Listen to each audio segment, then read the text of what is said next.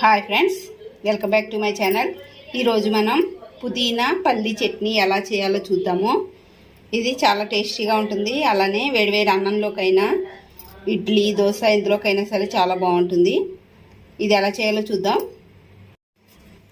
పల్లి, పుదీనా, ఎండుమిర్చి, ధనియాలు, మెంతులు, జీలకర్ర, కరివేపాకు, అలానే కొంచెం చింతపండు నానబెట్టుకున్నాము. ఇప్పుడు మనం స్టవ్ వెలిగించుకొని గిన్నె పెట్టుకోవాలి. అందులో పల్లీలు ఫస్ట్ వేయించుకుందాము. పల్లీలు మంచిగా వేగుతున్నాయి కదా, మంచిగా వేయించుకొని వీటిని పక్కకు తీసుకోవాలి. పల్లి అనేది వేగిపోయింది. ఇప్పుడు వాటిని మనం సెపరేట్ చేసుకుందాము. ఇప్పుడు ఇందులోకి ఒక 4 వరకు పచ్చిమిర్చి వేయించుకుంటున్నాను. పచ్చిమిర్చి కూడా మంచిగా వేగినాయి కదా, వీటిని కూడా ఇందాక మనం తీసుకున్న పల్లి ప్లేట్లోకి తీసుకుందాము. 10 వరకు ఎండుమిర్చి కూడా తీసుకొని వేయించుకుంటున్నాను నేను. ఎండుమిర్చి కూడా మంచిగా వేగినాయి కదా, వీటిని కూడా వేరే ప్లేట్లోకి తీసుకుందాము.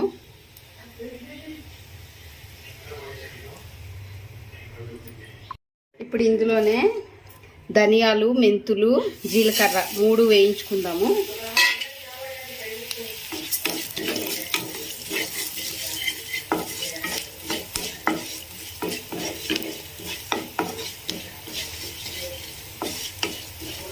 ఇందులోకి కొంచెం కరివేపాకు కూడా యాడ్ చేస్తున్నాను.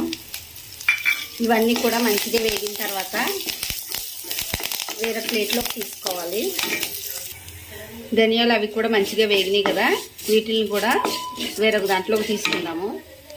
ఇప్పుడు ఇందులోనే ఒక స్పూన్ ఆయిల్ వరకు యాడ్ చేసుకుందాం. మరలా ఇలా ఆయిల్ యాడ్ చేసుకున్న తర్వాత ఇందులోకి మనం శుభ్రం చేసుకున్న పుదీనాని యాడ్ చేద్దాము.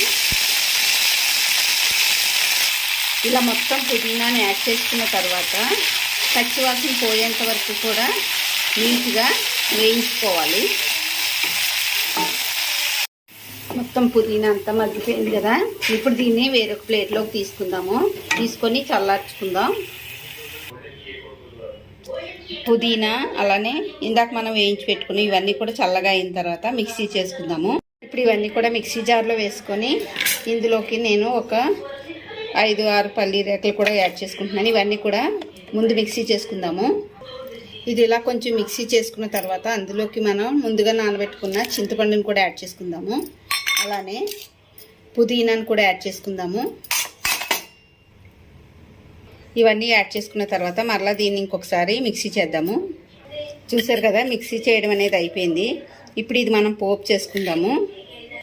ఇప్పుడు మరలా స్టవ్ వెలిగించుకొని పోపుకి సరిపడినంత ఆయిల్ వేసుకోవాలి. నేను కొంచెం ఆయిల్ ఎక్కువగానే వేసుకున్నాను. ఇప్పుడు ఇందులోకి మనం పోపులోకి పచ్చెనగపప్పు, కరివేపాకు, అలానే ఆవాలు, జీలకర్ర, ఎండుమిర్చి ఇవన్నీ కూడా వేసి మంచిగా పోపు చేసుకుందాము.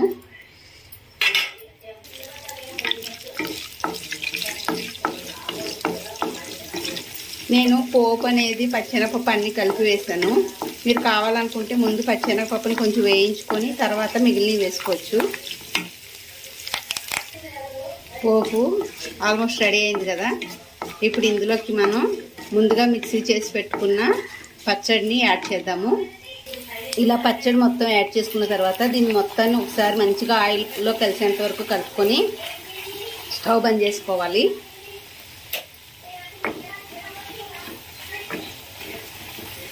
చూసారు కదా, పుదీనా పల్లీ చట్నీ అనేది రెడీ అయింది. మీకు కూడా రెసిపీ నచ్చినట్లయితే లైక్ చేయండి ఫ్రెండ్స్, అలానే షేర్ చేయండి. Thank you friends.